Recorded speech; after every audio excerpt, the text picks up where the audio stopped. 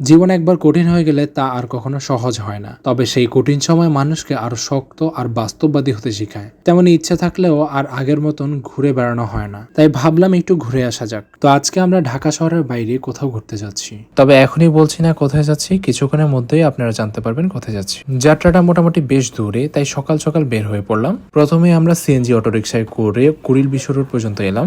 এরপর সেখান থেকে বাসে উঠে রওনা হলাম আমাদের গন্তব্যের উদ্দেশ্যে।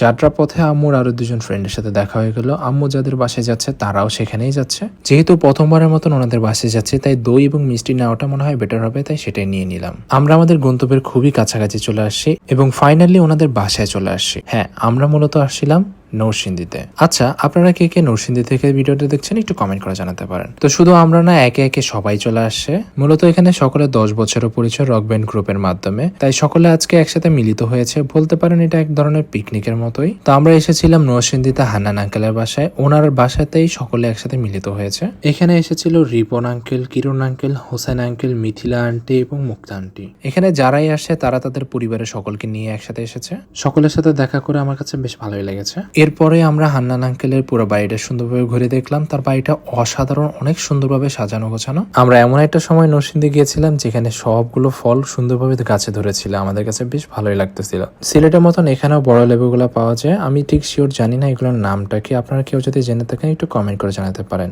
আম্মু দেখে লোভ সামলাতে পারলো না, তাই কয়েকটা ছিঁড়ে ফেললো গাছ থেকে। এছাড়াও দীর্ঘদিন পরে সকলের সাথে দেখা করতে পেরে আম্মুর কাছেও বেশ ভালোই লেগেছে। আম্মুকে এরকম খুশি দেখলে আমার কাছে বেশ ভালোই লাগে। এবার আসি মজার বিষয়, একটা মানুষ কিভাবে এতগুলো খাবার রান্না করতে পারে আমার মাথায় ধরতেছে না। আমার দেখা নরসিংদী হচ্ছে আদর আপ্যায়নের মধ্যে সবচেয়ে বেশি সেরা। আমি যদি বিয়ে করে ইনশাল্লাহ নরসিংদীতেই করব, কারণ জামাই আদর পেতে হলে নরসিংদীতেই বিয়ে করতে হবে।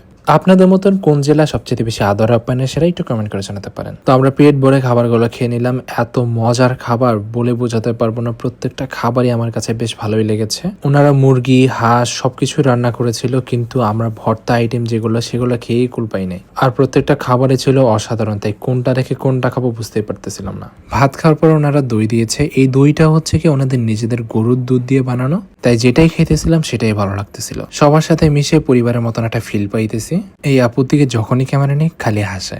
এরপর বিকালের দিকে আমরা সবাই মিলে বের হলাম তাদের এলাকার সৌন্দর্য দেখতে। চারপাশে সবুজ পরিবেশ আর শান্ত আবহাওয়া পুরো বিকালটাকে আরো সুন্দর করে তুলেছিল।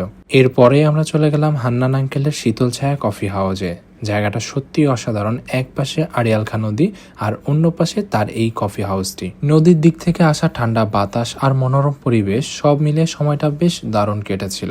যারা নরসিংদী থেকে ভিডিওটা দেখতে পাচ্ছেন তারা সময় পেলে অবশ্যই এই শীতল ছায়া কফি হাউসে চলে আসতে পারেন, আপনার সময়টা বেশ ভালোই কাটবে। এই কফি হাউসটি নরসিংদীর মরজালের আড়িয়ালখা নদীর পাশে অবস্থিত।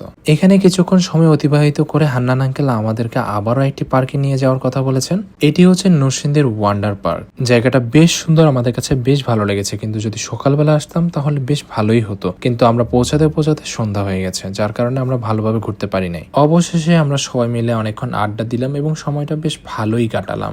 আসলে জীবনে বাস্তবতা যতই থাকুক, প্রিয় মানুষদের কাছে কাটানো কিছু সময় সব ক্লান্তি দূর করে দেয়। তো আজকে এই পর্যন্তই। সবাই ভালো থাকেন, সুস্থ থাকেন এবং আমাদের জন্য দোয়া করবেন। আসসালামু আলাইকুম।